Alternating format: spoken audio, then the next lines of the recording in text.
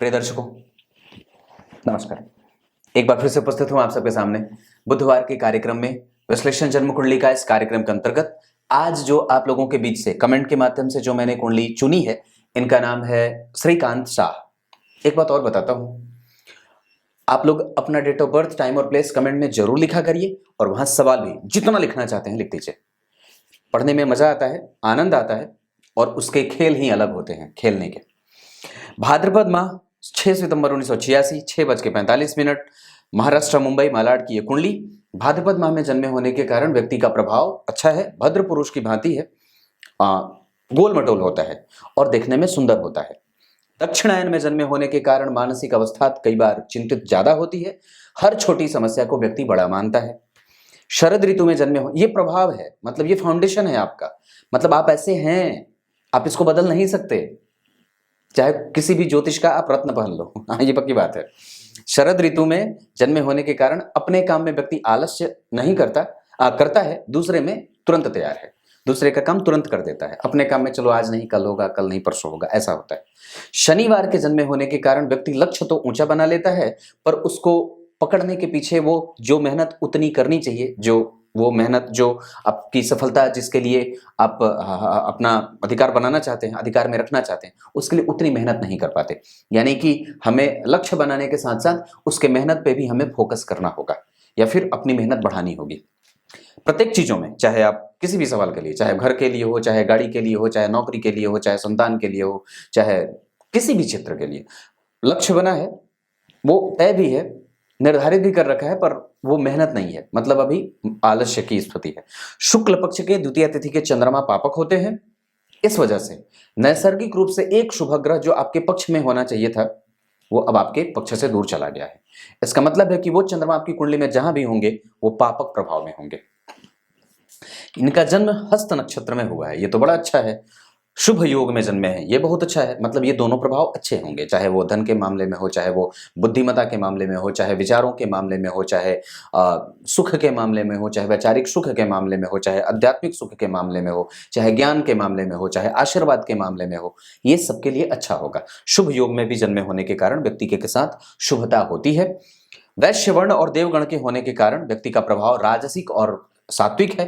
व्यक्ति जो है वो राजा की भांति जीवन जीना चाहता है, शुद्धतम स्थिति को प्राप्त करके ईश्वर की आराधना करना चाहता है, साफ सफाई का पूरा ख्याल रखता है, नैतिक तत्वों का पालन करने वाला है, आशीर्वाद में भरोसा करता है, धर्म के पीछे भागने वाला होता है, धर्म को माथे पे बिठा करके रखता है, माता पिता का आदर करने वाला, सबके साथ स्नेह के साथ उपस्थित होने वाला। ये तो आपकी पंचांग की स्थिति है, पर आपकी कुंडली की बातें बताओ।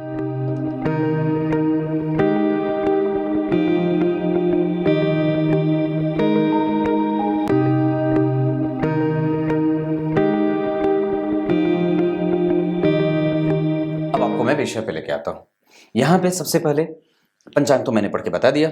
एक बात बताता हूं और वो ये है कि मैं जो फल बताता हूं, फल कथन जो करता हूं, वो वस्तुतः कई बार मैं नक्षत्रों को ध्यान में रखता हूं और बोल जाता हूं, पर उनका जिक्र यहां नहीं करता।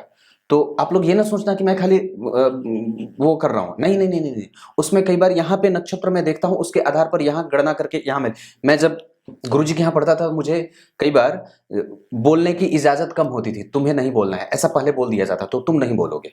तो चूंकि यहाँ पे चीजें चलती हैं, पर यहाँ पे कई बार मैं नहीं बोलता या उसको डायरेक्ट जो है वो परिणाम बताता हूं, ऐसा कई बार होता है, तो आप लोग उस पर ध्यान मत दीजिएगा। इनकी कुंडली है, इन्होंने पूछा है कुंडली में संतान के योग हैं या नहीं। 1986 का डेट ऑफ बर्थ है। अभी तो सबसे पहले तो आपके पास अवस्था है, ये बहुत अच्छी बात है कि आप अभी हैं और संतति पैदा करने के लिए आपकी कुंडली में पहले ये देखते हैं कि योग कैसे बन रहे हैं। संतान पैदा करने के लिए हमें क्या क्या देखना चाहिए, एक बात बताता हूं। सबसे पहले द्वितीय भाव देखना चाहिए, उसके बाद पंचम भाव देखना चाहिए, उसके बाद आपकी कुंडली में पंचम भाव के अधिपति और गुरु को देखना चाहिए, साथ ही साथ बुध और केतु को भी देखना होगा।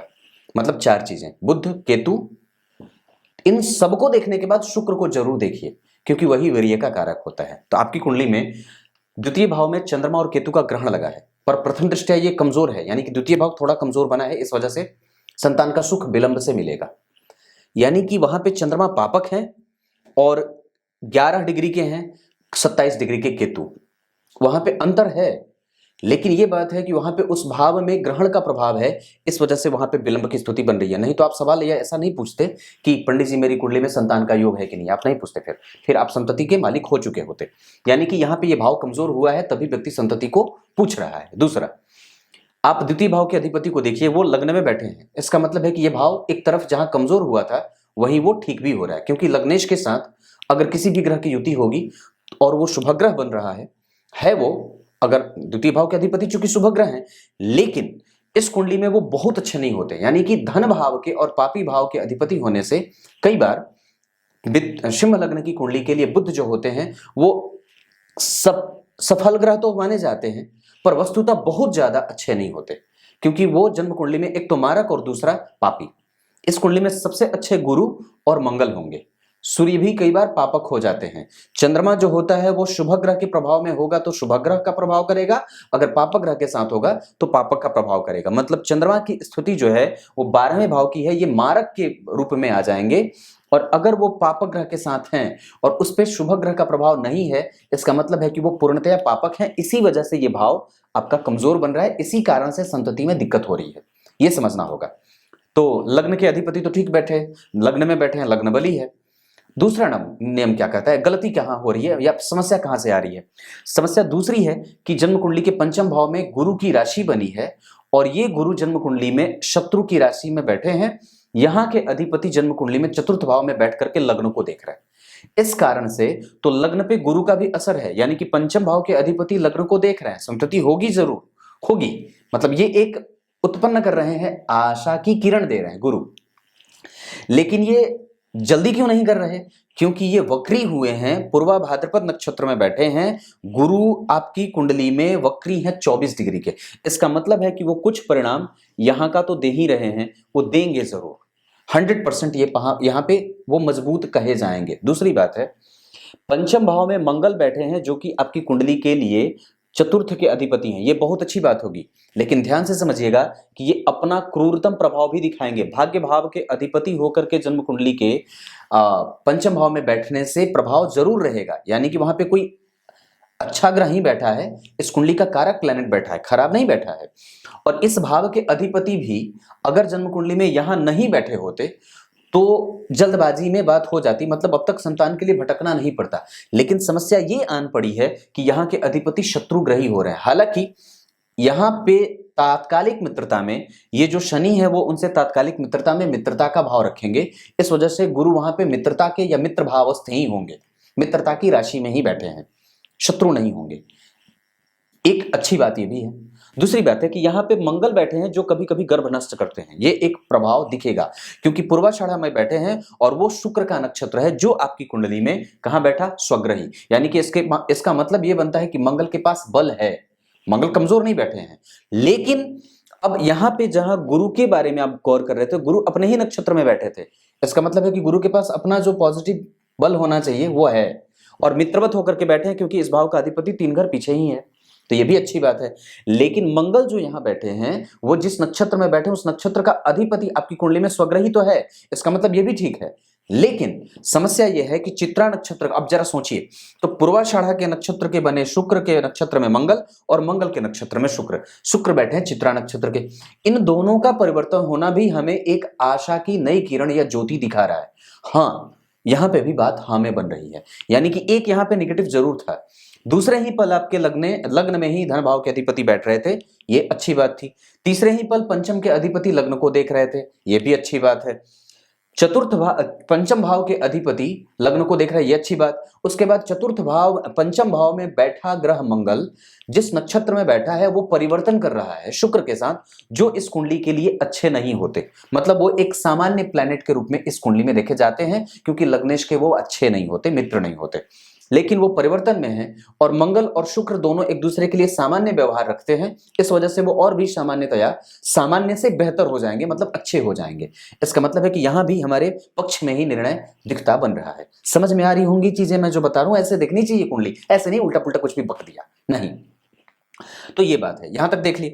अब उसके बाद मुझे क्या देखना होगा कि आपकी कुंडली में ये देखना है कि जो जन्म कुंडली में गुरु जहां बैठे हैं जहां गुरु बैठे हैं, क्योंकि इस कुंडली में हमें सबसे पहले उन्हीं को देखना होगा, क्योंकि पंचम भाव के वही अधिपति हैं, उन्हीं के हाथ में है ये संतति का सुख बोधि, वही देते हैं, वही संतान के कारक है।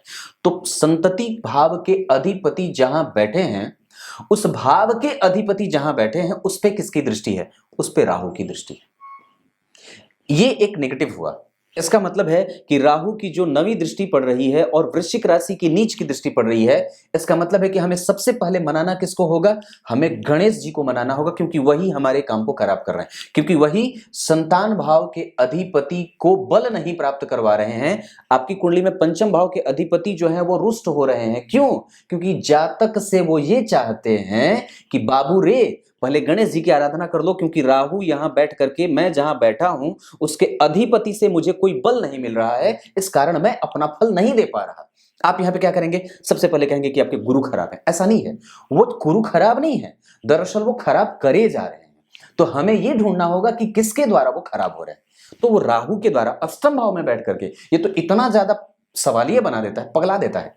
मैंने बात कही थी, एक राजस्थान का लड़का 2000 का वो था ही, 2000 या 2001 का था, उससे मेरी बात हो रही थी। इतने सवाल पूछे फोन पे कि मैं घबरा गया था कि अरे बाप रे बाप, ये तो मतलब 1.5 घंटे 2 घंटे तक उसने माथा पका दिया था मेरा। बाद में मुझे कहना पड़ा था कि अब फोन रखो, नहीं तो मैं उल्टा बोलूंगा, क्योंकि कई बार ये यहाँ के जो राहु होते हैं ना, बड़े सवालिया बनाते हैं और ये खसका देते हैं। एक सच्ची बात बोल रहा हूँ। तो यहाँ पे ये राहु है वो जो व्यक्ति को बहुत ज्यादा चिंता करने वाला बना देते हैं। रैंडम जो है वो अचानक ही दिमाग में सवाल पैदा हो, क्योंकि राहु अचानक काम करवाते हैं और वो अष्टम भाव है, तो दिमाग में तरह तरह का सवाल बनता रहता है। तो ये बात होती है। तो यहां बैठ करके वो इस भाव से संबंधित, तो संतति को लेकर के हमेशा दिमाग में नेगेटिव चीजें आएंगी, क्योंकि वो मीन राशि में बैठे हैं यहां से। तो ये बात यहां रही। अब आपको क्या देखना है? चलो इतनी बात तो देख ली। अब शुक्र को देख लिया, तो शुक्र भी परिवर्तन में है, वो भी ठीक है, खराब नहीं है। तो शुक्र को देखते हैं, तो शुक्र जो है वो 5 डिग्री के हैं और आपकी कुंडली में जो वो बैठे हैं उसके आधार पर 5 डिग्री के हैं, तो ठीक ही बैठे, खराब नहीं बैठे हैं। परंतु वो मेहनत कर रहे हैं और शुभ ग्रह का पापक भाव में बैठना अच्छा नहीं होता है। ये भाव के अधिपति इस भाव में बैठे हैं तो व्यक्ति को पराक्रमी जरूर बनाएंगे। उस पर गुरु की दृष्टि है तो उस पराक्रम का व्यक्ति के पास अनुभव भी है, लेकिन पंचम भाव के अधिपति के साथ उनका परिवर्तन हो रहा है नक्षत्र के, पंचम भाव के अधिपति के द्वारा वो देखे जा रहे हैं। इसका मतलब है कि सुत का जो कारक है गुरु, वो वीर्य के कारक पे उसकी दृष्टि है, शुक्र पे। इसका मतलब है कि ये भी ठीक है, मतलब ये भी एक अच्छी बात है। पर नेगेटिव कहां? कि वो शुभग्रह होकर के और पराक्रम भाव में बैठे हैं, त्रिक भाव में बैठे हैं, इस वजह से वो मेहनत करवाने के बाद या विलंब से संतति देते हैं। ये इतनी सारी चीजें हैं। जहां पे आपने पंचम को देखा, पंचमेश को देखा, पंचम भाव में बैठे ग्रह को देखा, पंचम भाव के परिवर्तन को देखा, शुक्र को देखा, चंद्र केतु को देखा, बुध को देखा, ये सारी चीजें मैंने बता रखी हैं। अब क्या देखना है कि होंगे कैसे? तो अब यहां पे देखने के बाद आप नवांश कुंडली में आइए। पंचम भाव में राहु बैठे हैं, ये ठीक नहीं है, और गुरु यहां वर्गोत्तम हो जा रहे हैं, इस वजह से यहां से भी गुरु वर्गोत्तम, यहां सप्तम में बैठे तो भाव से वर्गोत्तम हो जाने के कारण गुरु के पास एक अतिरिक्त बल मिल रहा है। इसका मतलब है कि पंचमेश बली हो रहे हैं।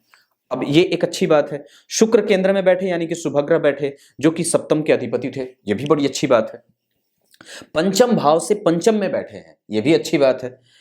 अब उसके बाद गौर करिए, तो यहां तक अब आपको मैं D7 चार्ट पे लेके आता हूं। हालांकि मैंने यहां पे बनाई नहीं है कुंडली, पर बता देता हूं। तो D7 चार्ट मकर राशि का बन रहा है। यहां पे मकर राशि बनेगी, मान लीजिए ये D10 चार्ट है, तो यहां पे 10 नंबर लिखा, और यहां पे चंद्रमा और मंगल दोनों एक साथ बैठे हैं। उच्च के चंद्रमा के साथ मंगल की स्थिति है, और वहां पे पाप कर्त्री लगा है। पंचम भाव के आगे मंगल चंद्रमा के साथ और पीछे राहु बैठे हैं। इस वजह से कई बार मशक्कत या गर्भ ठहरने में दिक्कत होती है। यानी कि हमें जो है वो साधारणतया गणेश जी की पूजा के साथ साथ बजरंग बली को भी मनाना होगा। लेकिन वहां पे पंचम भाव में उच्च के चंद्रमा और गुरु वहां उच्च के हो जा रहे हैं। D7 चार्ट में यहीं पे गुरु बैठ रहे हैं उच्च के होकर के। इसका मतलब है कि अंततः अंत में व्यक्ति को संतति जरूर हो जाएगी।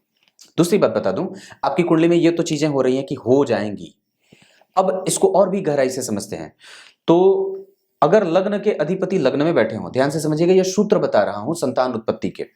सप्तम के अधिपति लग्न के अधिपति लग्न में और पंचम के अधिपति अगर केंद्र में आते हों तो व्यक्ति अवश्य ही संतति का मालिक होता है। लग्न के अधिपति लग्न में और पंचम के अधिपति केंद्र में, ये एक योग बना। उसके बाद पंचम भाव के अधिपति जहां बैठे हों, पंचम के अधिपति जहां बैठे हों नवांश कुंडली में, कहां बैठे हैं? शुक्र की राशि में। अगर नवांश कुंडली में पंचम के अधिपति लग्न कुंडली में जहां बैठे हैं, उसका अधिपति गुरु बैठे कुंभ राशि में बैठे, यानी कि पंचम के अधिपति गुरु शनि की राशि में, और ये गुरु अब नवांश में देखना है कि कहां बैठे हैं। तो नवांश कुंडली में वो शुक्र की राशि में बैठे हैं, और अगर वो जिस राशि में बैठ रहे हैं उस राशि का अधिपति भी शुक्र अगर केंद्र में ही बैठा हो तो अवश्य ही संतति होती है। यानी कि ये देखिए, तो सप्तम भाव में गुरु बैठे कुंभ की राशि में, नवांश कुंडली में वो शुक्र की राशि में बैठ रहे हैं, जिसका अधिपति शुक्र स्वयं केंद्र में बैठा है, व्यक्ति को संतति का मालिक जरूर बनाएगा। ये तर्क की बात है, ये ज्योतिष के सिद्धांत है जो मैं आपको बता रहा हूं।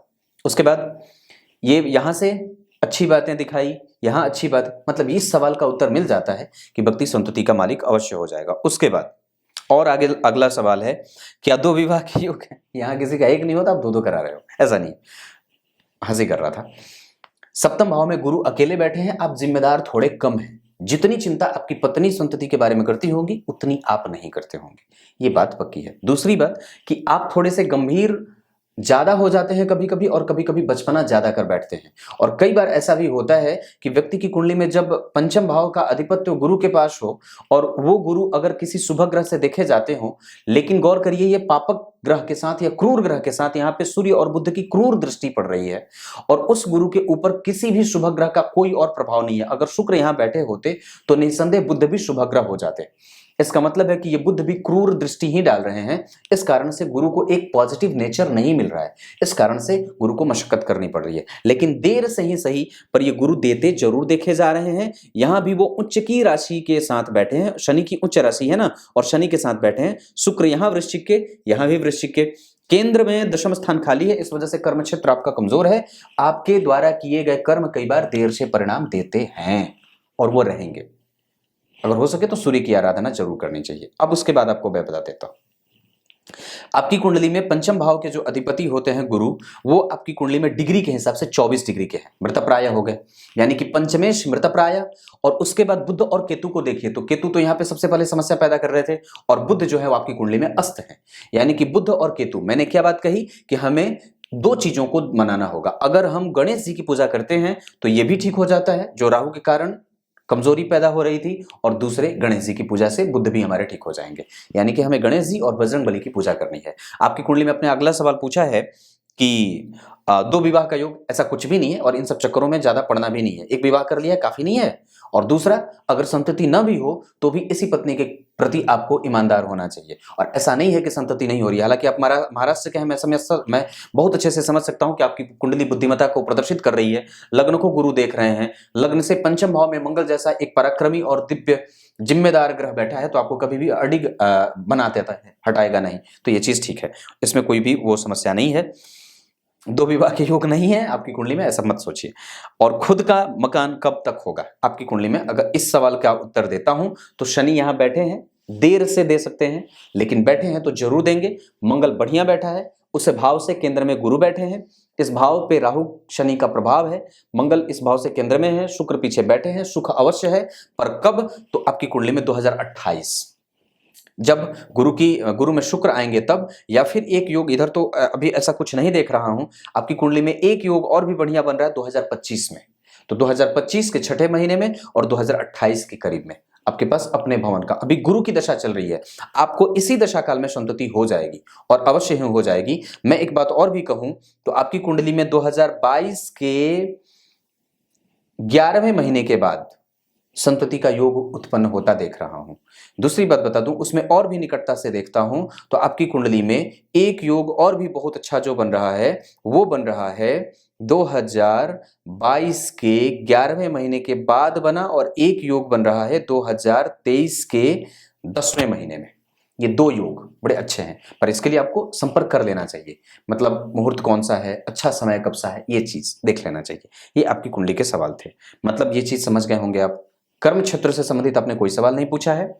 यहाँ पे धन भाव में ग्रहण है, धन ऊपर नीचे और कई बार कमोबेश होता है, क्योंकि चंद्रमा भी पापक है, ये बात बनती है। आपकी कुंडली में धर्म आपके पास है, आपकी कुंडली में आपका अध्यात्म आपके पास है, आपकी कुंडली में मोक्ष के अधिपति या 12वें के अधिपति चंद्रमा केतु के साथ ग्रहण में है, धन खर्च होता रहेगा। इस कुंडली में धन बचाना थोड़ा मुश्किल देख रहा हूं, इस वजह से आप उस पर भी काम करिए। किसी को देने से बचना चाहिए, क्योंकि यहाँ पे मंगल की स्थिति बन रही है, मंगल की उच्च राशि है, मंगल उच्चाभिलाषी है, जहां के अधिपति द्वितीय भाव में बैठे हैं, शनि चतुर्थ भाव में बैठे हैं। ये नौकरी का योग पैदा करते हैं, सरकारी क्षेत्र में व्यक्ति को कई बार लाभ होता है या सरकार से जुड़ करके काम करता है, ये स्थिति बनती है। आपकी कुंडली में दशमांश कुंडली में केंद्र खाली है, थोड़ी सी ये कुंडली कमजोर बन रही है। हालांकि शुक्र यहाँ बैठे हैं, गुरु शनि उच्च के हैं, व्यक्ति के पास इतना दिमाग की तो है कि वो कभी भी भूखा नहीं मरेगा या भूख की स्थिति नहीं होगी, क्योंकि लाभ भाव के अधिपति ही उच्च के हैं। जरूर कई बार कम पैसों पर नौकरी करनी पड़ती है, कम पैसे मिलते हैं, प्रमोशन देर से होता है, चीजें होती हैं, ये एक सामान्य बात है,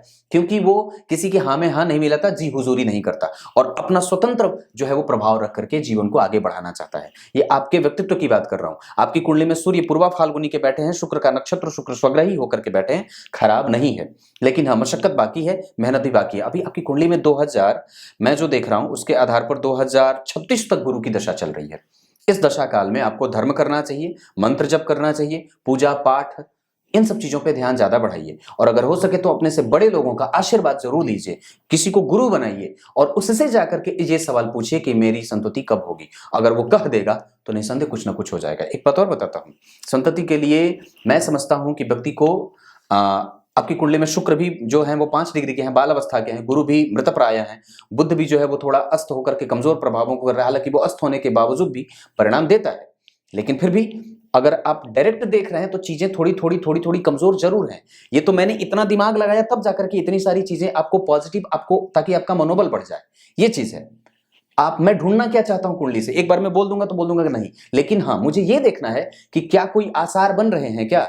तो जब तक हम ज्योतिष के सिद्धांत क्या कहता है कि आप अंदर जाकर के ज्योतिष के सूत्रों को ढूंढने का प्रयास करिए और जब चीजें निकल करके आती हैं तो निसंदेह वो हो जाएगी। तभी तो कई बार बातें गलत हो जाती हैं, क्योंकि आप खाली भाव फल देख लेते हैं और भाव फल कह करके कुछ भी कह देते हैं। ऐसा नहीं करना चाहिए। जब तक चीजों को सही तरीके से अनुभव में, सूत्रों को सही तरीके से अप्लाई ना करिए, तब तक किसी भी एक बिंदु पर जाकर के उत्तर नहीं देना चाहिए। मैंने कम समय में इतनी सारी चीजों को समेटने का प्रयास किया है, ये बात बनती है। यहाँ राहु बैठे थे, इस वजह से भी दिक्कत हो रही है। यहाँ मंगल और शनि बैठे हैं। शुक्र को देखिए, यहाँ पे आप जरा देखते हैं तो शुक्र वृश्चिक राशि में बैठा है, जल रहा है ना, रोग की राशि में बैठा है।